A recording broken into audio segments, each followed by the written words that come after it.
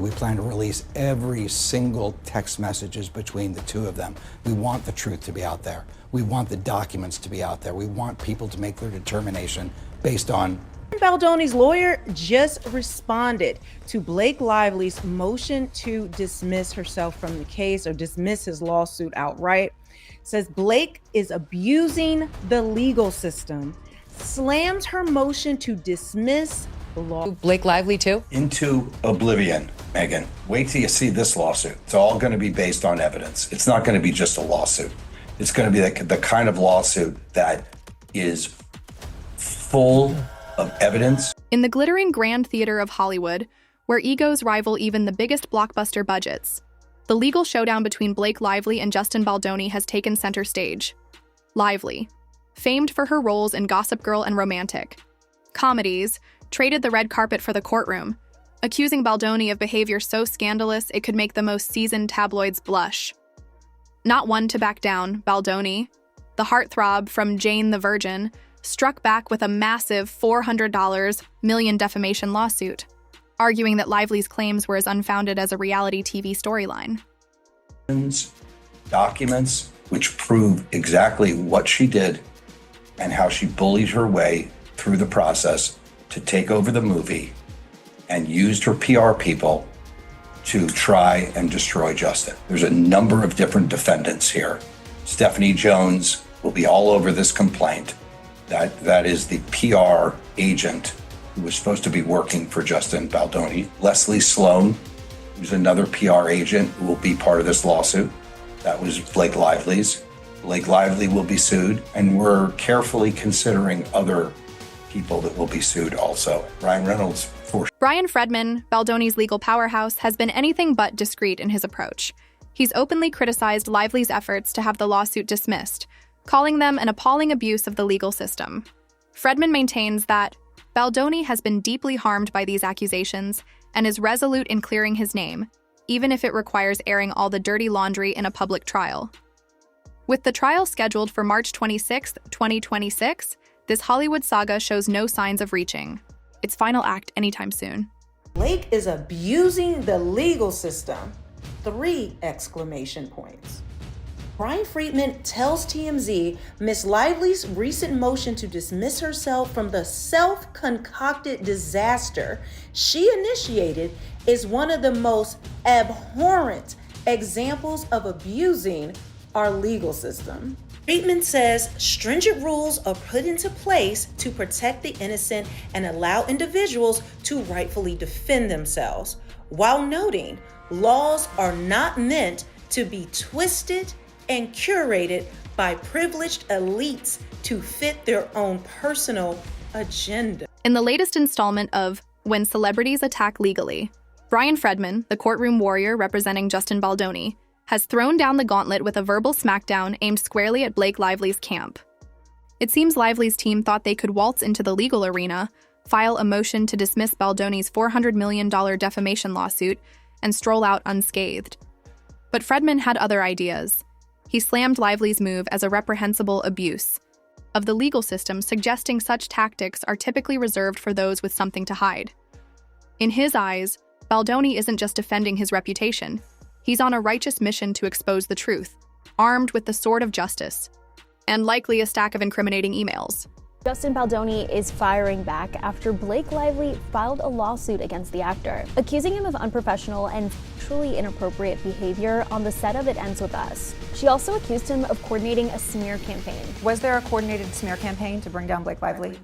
100% no. Baldoni is now suing the New York Times after the paper published a story about Lively's allegations. Do you plan to sue Blake Lively? Absolutely. You will? Yes. Baldoni claims that the text messages in Lively's lawsuit were taken out of context or excluded. The New York Times said in a statement that they stand by their reporting and plan to vigorously defend against the lawsuit. Lively said previously that she hopes her suit helps pull back the curtain on these sinister retaliatory tactics to harm people who speak up about misconduct. The plot thickens as Freedman portrays Baldoni as the tragic hero, his career and reputation tarnished by Lively's allegations. According to Freedman, the only road to redemption lies through the revered halls of justice, where the evidence will be revealed and the truth will ultimately set his client free. Settlement? Not in this narrative.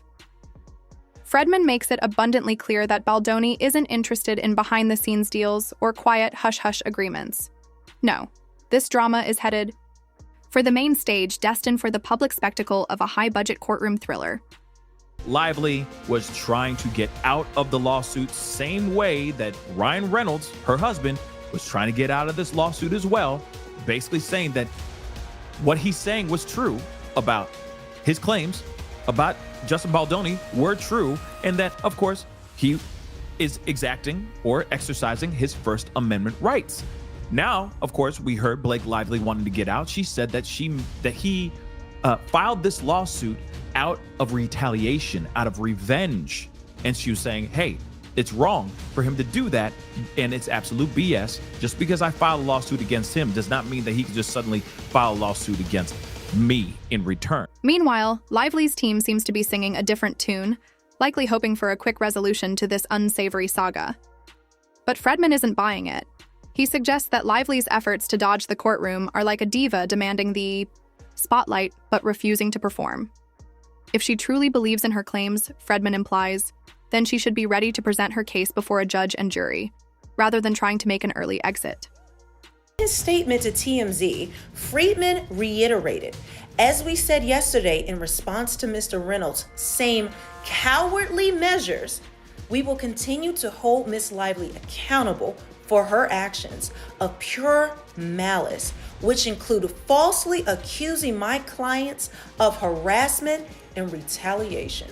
Freedman summed it up by saying Blake's fantastical claims will be swiftly debunked as discovery moves forward, easily disproved with actual evidentiary proof. As the legal battle intensifies, the public watches eagerly, popcorn in hand, awaiting the next move.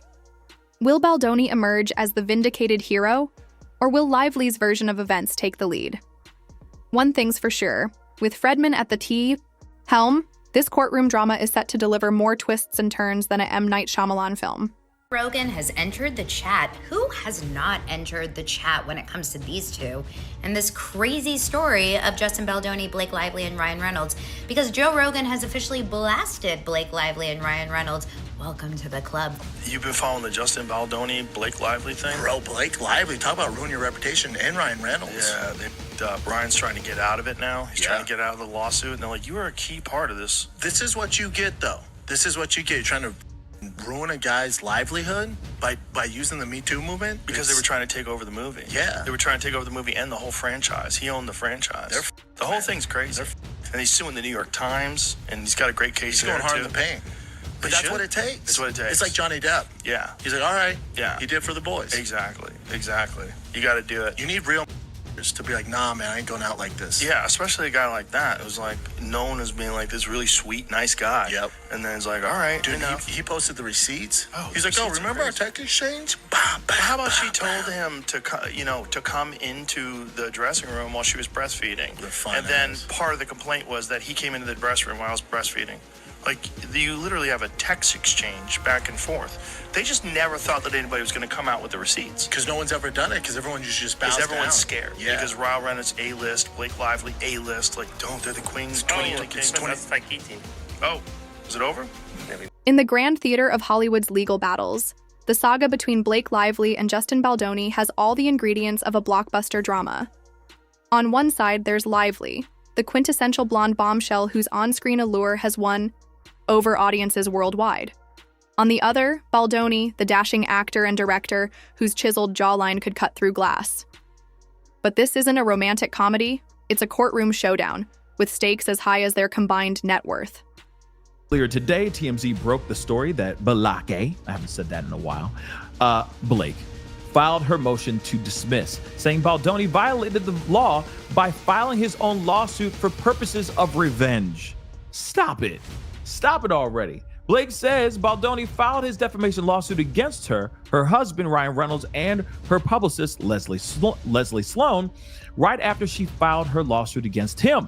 In her suit, Blake accused him of SAing her and launching a smear campaign during the filming of the flick. Now, that is one part that I'm still wanting to know. Launching a smear campaign during the filming of the flick, where does that exist? right? Where's the proof of that? Okay, where did Justin Baldoni start a smear campaign during the filming of the movie to make her life a living hell? I really want to see that proof too. As you know, Baldoni we already know he's the director and the co-star of this movie too. And we could loosely say director. Reynolds was first to file a motion to be dismissed from Baldoni's lawsuit, claiming Justin labeled him a predator. But Reynolds argued it's not defamation because he provides the statement to be, or he believes the statement to be true. And Justin would have to prove otherwise. That's an interesting one. I really would like to know, like I said, how.